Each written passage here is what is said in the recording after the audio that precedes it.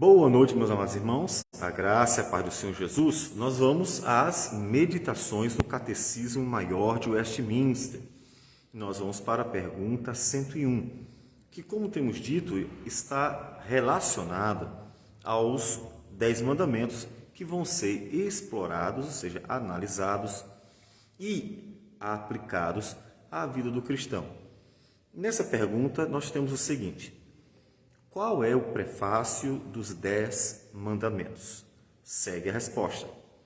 O prefácio dos 10 mandamentos é: Eu sou o Senhor teu Deus, que te tirei da terra do Egito, da casa da servidão. Nestas palavras, Deus manifesta a sua soberania como Jeová, Senhor, o eterno, imutável e todo-poderoso Deus, existindo em si e por si, cumprindo todas as suas palavras e obras, manifestando que é um Deus em pacto com todo o seu povo e com o Israel antigo, que, assim como tirou a estes da servidão do Egito, assim nos libertou do cativeiro espiritual, e que, portanto, é nosso dever aceitar a Ele só por nosso Deus e guardar todos os seus mandamentos. Bem, o texto é o texto de Êxodo. Portanto, nós vamos para Êxodo capítulo 20, versículo 1 e 2. Vamos analisar a questão que está sendo abordada nessa pergunta. Deus, após ter se apresentado a Israel no capítulo 19, com uma manifestação poderosa que fez o povo temer, porque fogo, fumaça e um barulho ensurdecedor, uma manifestação terrível, em que Deus mostra para Israel que Ele é um Deus terrível para os pecadores, ou seja, Ele é tão santo que o pecador deve temê-lo. Não é que Deus jamais, em hipótese alguma, seja ruim, mas é que Ele é tão santo que o pecador deve temê-lo por causa da santidade de Deus e, obviamente, por causa do estado de pecador do homem, a fim de que o homem não se achegue a Deus com uma ousadia ignorante ou mesmo com um desprezo para com a santidade de Deus. Então Deus se apresenta, sim, como um Deus que é fogo consumidor.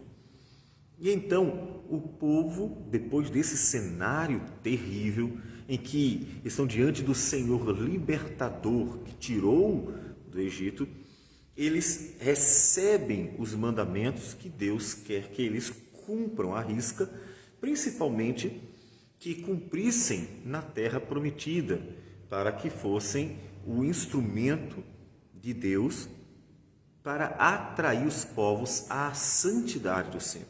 Ou seja, eles seriam testemunhas em primeira mão da santidade de Deus, porque uma vez que os mandamentos de Deus são santos, é porque o Deus que ordenou os mandamentos, Ele é santo. Então, diz Êxodo capítulo 20, versículo 1 e 2, que o catecismo chama de o prefácio dos 10 mandamentos, é a introdução aos 10 mandamentos. Então, falou Deus todas estas palavras. Esse então se refere a o que acontece anteriormente, ou seja, diante de tudo isso, após tudo isso, no cenário em que tudo aquilo que nós lemos em Êxodo 19 estava acontecendo, Deus ordena aquelas palavras. E Deus diz: Eu sou o Senhor teu Deus, que te tirei da terra do Egito, da casa da servidão. Ele diz: Eu sou o Senhor. Ele apresenta o seu nome. Nós devemos colocar no nosso coração a seguinte pergunta: quem é o Deus que está ordenando? Essa seria a pergunta implícita, né? Quem é o Deus que está dando esses 10 mandamentos? Quem é o Deus que está ordenando a lei? Quem é o Deus que está ordenando ao povo que cumpra cabalmente esses 10 mandamentos? Então, Deus, Ele lembra ao povo quem é o Deus que está ordenando os 10 mandamentos.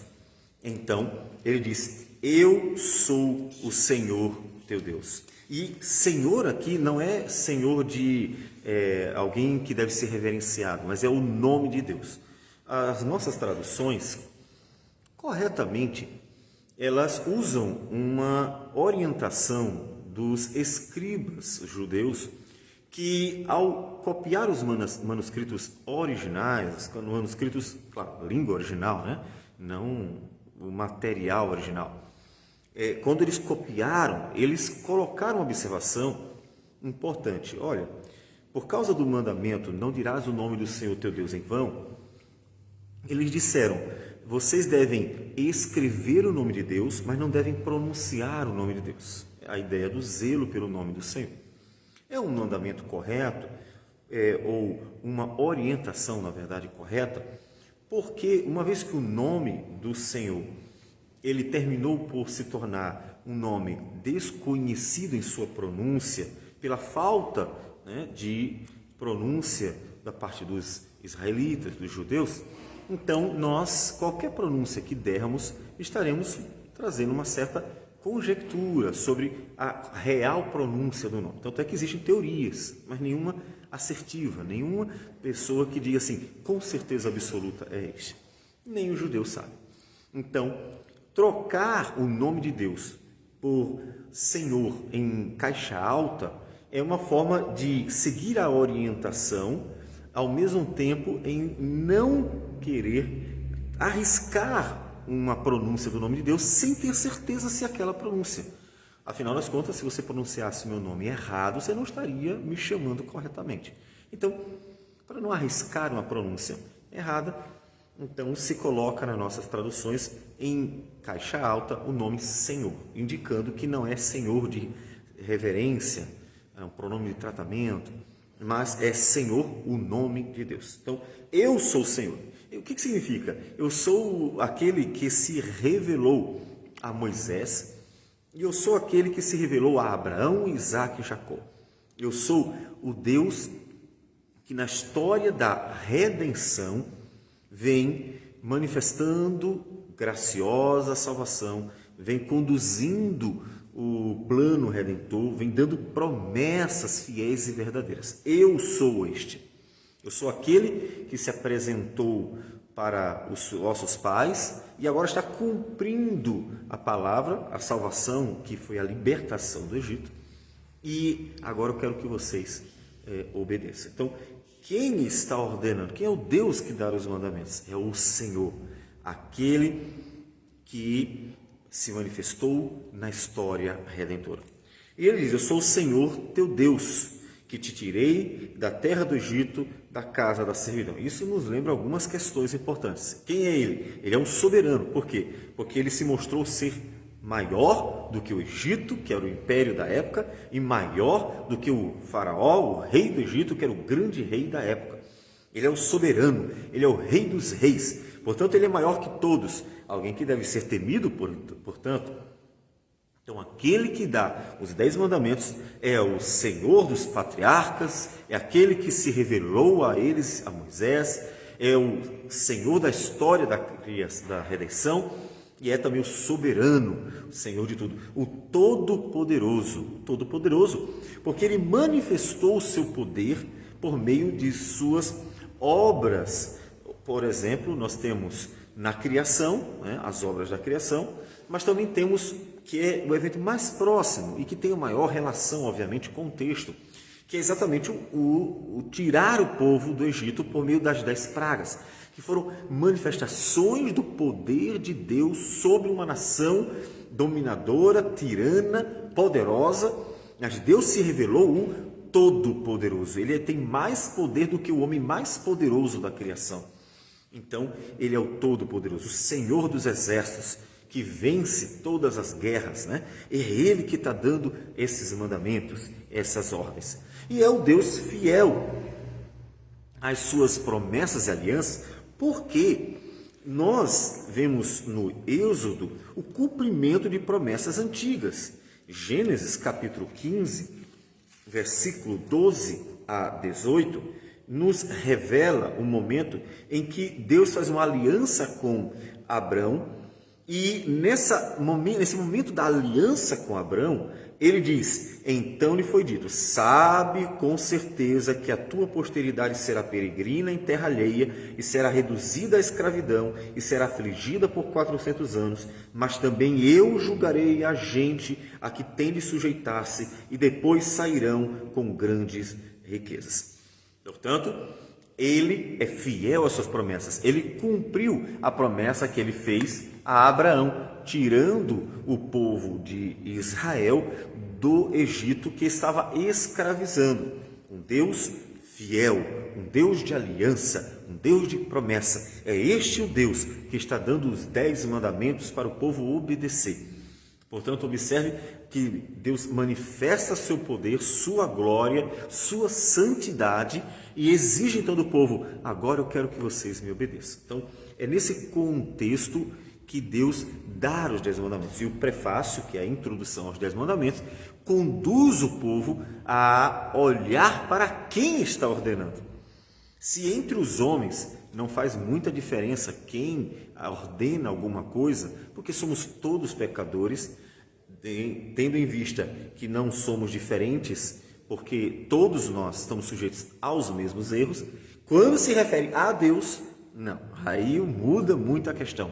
Quem está ordenando é o Deus Todo-Poderoso, é o Senhor, é aquele que é o santo e o libertador de Israel. Então, ele foi aquele que libertou, e que é um ponto fundamental também, que te tirei da terra do Egito. Quando ele diz isso, ele diz: eu comprei vocês, eu resgatei vocês, agora vocês são meus, agora vocês pertencem a mim, porque eu dominei sobre o Egito, eu libertei vocês e, portanto, vocês me devem, né? Vocês agora são meus. Então, os mandamentos são as ordenanças, vamos dizer assim, como uma constituição para uma nação. Então, agora vocês pertencem a mim, eu sou o rei de vocês e as minhas ordens são estas. Então, os 10 mandamentos são as ordenanças do Senhor para este povo que fora liberto graciosamente por Deus. E então Deus dá as ordens, e os homens então devem amá-lo, devem temê-lo, devem obedecê-lo. Por quê? Por tudo que ele é. Então os 10 mandamentos devem nos conduzir a expressar esse amor por meio de uma obediência, o temor por meio da obediência. Então, o homem, no cumprimento dos 10 mandamentos, ele está manifestando o seu conhecimento acerca de quem é Deus, sua consciência acerca de quem é Deus, e então expressando o quê? Expressando seu serviço a este, que é o Rei dos Reis e Senhor dos Senhores, e sua gratidão àquele que libertou poderosamente a vida deles. Nos 10 mandamentos, não há, em hipótese alguma, um intento de salvar o homem dos seus pecados, porque o homem é o pecador, e esse é um fato. Os 10 mandamentos, eles vão conduzir o homem à santidade de Deus, mas certos de que esses homens não poderão ser salvos do pecado, a não ser pela graça divina, que vai se manifestar, obviamente, mais à frente por Cristo Jesus. Então, ao se achegar ao Senhor, lembre-se de tudo que Ele é, de tudo que Ele fez, para que você tenha prazer em glorificar o nome dEle na obediência, porque isso manifesta gratidão ao Senhor por tudo que Ele fez por nós. Vamos orar ao Senhor. Senhor Deus amado, bendito seja o Teu nome.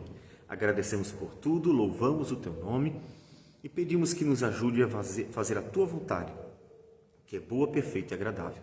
Receba a nossa gratidão por tudo, e tudo isso em nome do Senhor Jesus. Amém, Senhor. Que Deus abençoe a todos e tenham um bom restante de dia.